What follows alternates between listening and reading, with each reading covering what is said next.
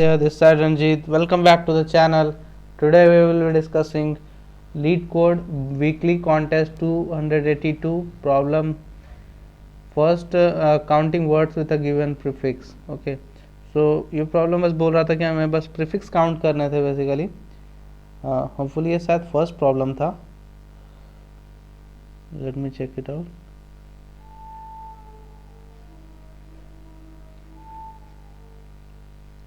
Yes, ये first problem था हमारा आज का कॉन्टेस्ट का. ओके, तो इसमें ज़्यादा कुछ था नहीं, बस हमें प्रीफिक्स चेक करने थे कि वो प्रेजेंट है कि नहीं और कितने में प्रेजेंट है. ठीक है, अगर प्रेजेंट है तो काउंट प्लस प्लस कर देने का एरे में. ठीक है, बेसिकली कहना क्या चाह रहा हूँ बता दे रहा हूँ एक बार डिस्कस करके. ठीक है, लाइक अटेंशन है जैसे यहाँ पे वर्ड है. ठीक है, और हमारा प्रीफिक्स जो सर्च करना है वो ऐट है. तो अगर शुरुआत के 2 लेटर मेरे मतलब ये जो साइज़ है ना, इस साइज़ में आप सर्च कर लो. अगर ये स्ट्रिंग मैच सब स्ट्रिंग मैच कर जाता है देन इट्स ओके. और एक और चीज़ होगा, एक और चीज़ अगर हो सकती है इसमें तो वो है कि क्योंकि यहाँ पे length of that prefix and word का लेंथ में कोई रिलेशन नहीं बताया गया है. तो हो सकता है कि आपका जो है प्रीफिक्स जो हो उसका लेंथ ज़्यादा हो जाएगा वर्ड का लेंथ से. मतलब वर्ड का जो एलिमेंट होगा एक स्ट्रिंग उसका लेंथ से ज़्यादा हो जाए तो उस केस में तो कंपैरिजन आप नहीं कर पाओगे ना. ठीक है, तो कंपैरिजन अगर उस केस में क्योंकि आपका एक एरे बेसिकली ख़त्म हो जाएगा, वर्ड्स जो होगा वो कंपैरिजन के लिए बचेगा ही नहीं. तो आप कंपेयर किससे करोगे, ये तो अब आउट ऑफ बाउंड चला जाएगा. ठीक है, सेगमेंटेशन फॉल्ट देगा. सो बेसिकली उससे बचने के लिए बस आप लेंथ भी पहले कंपेयर कर लो. ठीक है, सबसे प्रायोरिटी आप रखो लेंथ कंपैरिजन, देन उसके बाद आप कंपेयर कर लो that is string by string.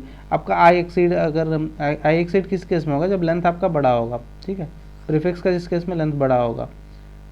Okay, सो पहले यही चेक कर लेना था. सो यही करना था बेसिकली, कोड के थ्रू समझ जाता है क्या था.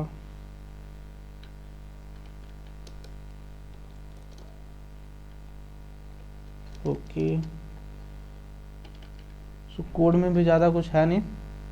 क्या किया मैंने वही चेक कर लिया. ठीक है, कि छोटे मतलब अगर प्रीफिक्स अगर लार्जर साइज़ है तो उस केस में हमें ऊपर चले जाना, उस वर्ड को गिनना ही नहीं है. ठीक है, वो वर्ड वैलिड ही नहीं है हमारे आंसर के लिए.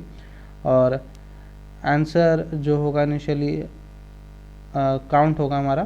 ठीक है, काउंट को आज एन आंसर लिया था मैं. ये असल में पिछले इस केस के लिए लिया था, ए ऑफ आई के लिए. ठीक है, इसको आप इग्नोर करो.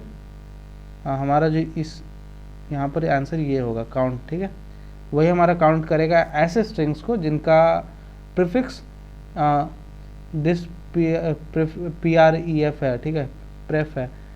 और उसके लिए मैंने क्या किया, बेसिकली स्ट्रिंग चेक कर लिया, सब स्ट्रिंग चेक कर लिया शुरू के उतने ही लेंथ के, अगर वो लेंथ अवेलेबल है तो, और अगर इक्विवेलेंट है तो काउंट प्लस प्लस कर दिया. ठीक है, आप वन आफ्टर द अदर भी मैच कर सकते हो जो कि यहाँ पर मैंने किया था. ठीक है, आप ये भी काम करा सकते हो. देन फर्दर आप चेक कर लो कि अगर कोई भी ऐसा केस मिलता है जहाँ पे नॉट इक्वल टू है तो आप उसे एक्सक्लूड कर दो, मतलब उस वर्ड को एक्सक्लूड कर दो, सीधा अगले वर्ड के लिए जंप करो. ठीक है, तो यही करना था बेसिकली. चलो अब चलते हैं प्रॉब्लम 2 की तरफ.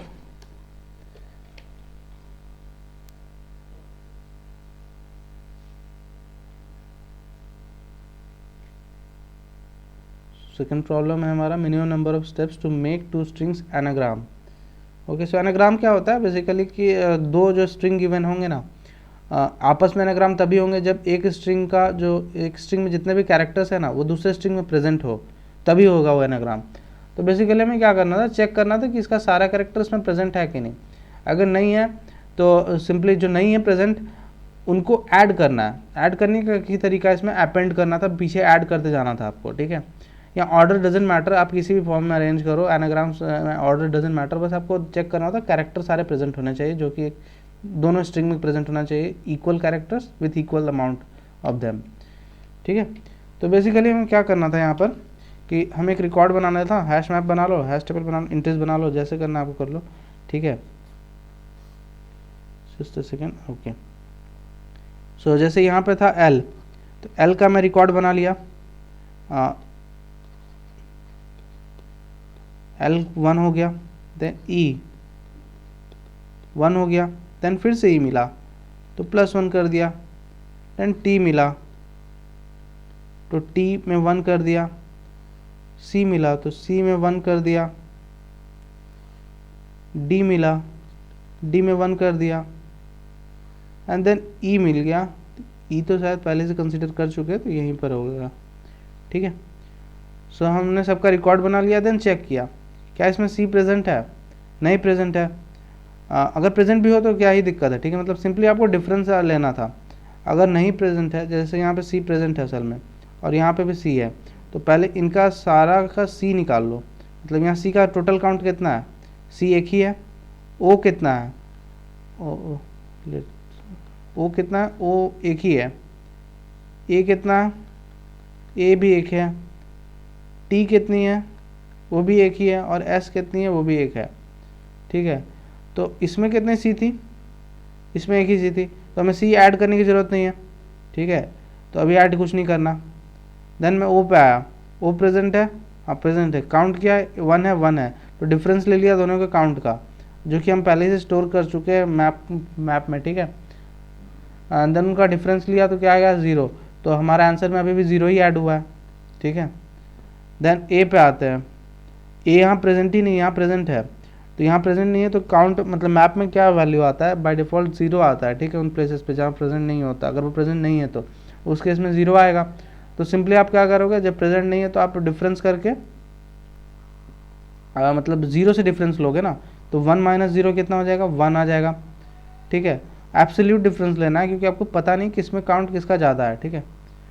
टी फिर आ जाओ, टी इसमें प्रेजेंट है 1 है, इसमें भी 1 है, तो 1 माइनस 1 0।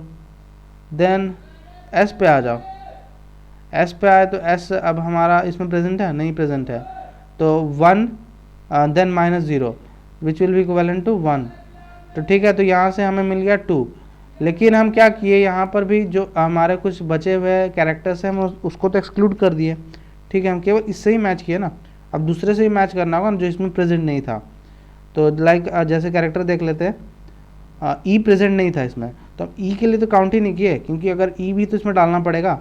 इसमें इंसर्शन देख लिए, लेकिन इसमें भी तो कुछ, इसमें इंसर्शन हमने देखा कि इसमें क्या क्या इंसर्शन करना पड़ेगा इसको इक्विवेलेंट बनाने के लिए, मतलब कैरेक्टर्स के नंबर्स ऑफ कैरेक्टर्स में इक्विवेलेंट बनाने के लिए बस।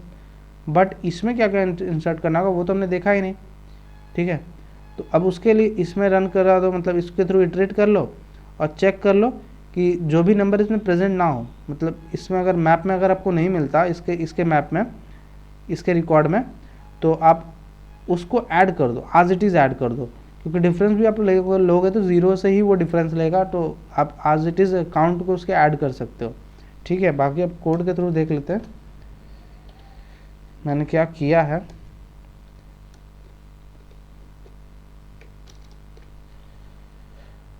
ओके, तो हमारा कोड क्या था कि 2 स्ट्रिंग हमने ले लिया, ठीक है, और दोनों एनाग्राम्स क्या था, कैरेक्टर्स चेक करने थे, तो हमने स्टोर कर लिया एस का कैरेक्टर इसमें स्टोर कर लिया और टी का कैरेक्टर्स इसमें स्टोर कर लिया और उनके काउंट्स, रिस्पेक्टिव काउंट्स, ठीक है। उसको स्टोर कर लिया सिंपली लूप चलाकर इटरेट करके। देन फर्दर हमारा जो आंसर था वो हम क्या डिस्कस कर चुके थे, वो डिफरेंस हम ले रहे थे, ठीक है। पहले एस के लिए चेक किया, ठीक है, कि जो एस में प्रेजेंट है, मतलब जो टी में मुझे ऐड करने होंगे, एस में जो प्रेजेंट है पर टी में नहीं है, या फिर एस में प्रेजेंट है पर टी में है पर कम है, मतलब उसका एग्जैक्ट अमाउंट नहीं है, ठीक है। यही 2 केस होगा, या तो प्रेजेंट नहीं होगा टी में, या फिर कम प्रेजेंट होगा, या फिर इक्विवेलेंट प्रेजेंट होगा। तो इक्विवेलेंट प्रेजेंट का केस में दोनों का डिफरेंस 0 आएगा, और अगर कम प्रेजेंट होगा तो एब्सोल्यूट डिफरेंस ले लो, ठीक है। ठीक, ज़्यादा अगर होगा तो फिर तो हम वापस आ ही रहे हैं, मतलब एस के लिए भी करेंगे ना हम जब इस पर इटरेट करेंगे तब, ठीक है। तो 1 वे अभी बात कर रहे हैं, तो उस केस में हम क्या किए, हम पहले देख लिए कि जो हमारा फर्स्ट एलिमेंट था जिसका रिकॉर्ड था, ठीक है, मैप के थ्रू इटरेट कर दिए। ओके, द मैप में इटरेट किए तो हमें जो फर्स्ट एलिमेंट मिला कुछ भी हो सकता है वो, ठीक है, क्योंकि अनऑर्डर्ड मैप है, हम ऑर्डर नहीं कर रहे हैं उसे, ठीक है। सो बेसिकली हम फैच कर लेंगे जो भी हमारे पास एलिमेंट आएगा, एंड देन उसका काउंट चेक करेंगे और दूसरे से सबट्रैक्ट करेंगे, जो मैंने डिस्कस किया कि हम कैसे करना है, हम कितना ऐड करना है, बेसिकली डिफरेंस क्या है, कितना ऐड करना है, ठीक है। इतना MPS में, इतना MPT में, तो आपको MPT में कितना ऐड करना होगा, विच विल बी डिफरेंस, ठीक है। सिमिलरली फॉर MPT ऑल्सो हम वही करेंगे, सेम काम, डिफरेंस निकालना है और चेक करना है कि ठीक है। और आज इट इज़ ऐड करने का मैं बात बोला था आपको, क्योंकि यहाँ पे आप डिफरेंस भी लोगे तो नॉट प्रेजेंट है तो ज़ीरो ही होगा, तो ज़ीरो से डिफरेंस लेने का मतलब सेम ही है, ठीक है, मतलब दोनों बात सेम ही है। सो मैंने डायरेक्ट यही कर दिया एंड देन फर्दर आप आंसर आउटपुट करा लो। ओके, होपफुली आपको समझ आ गया हो। अगर कोई फर्दर डाउट हो तो कमेंट सेक्शन में पूछ लेना and thank you for watching.